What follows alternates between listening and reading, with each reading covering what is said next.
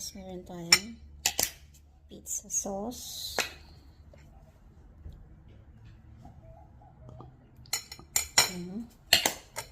Spread lang natin.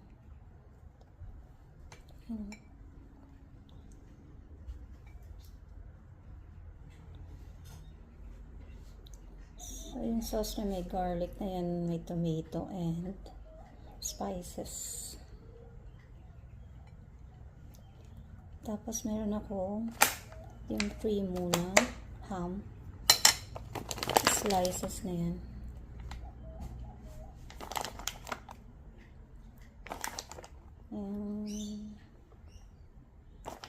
Diba?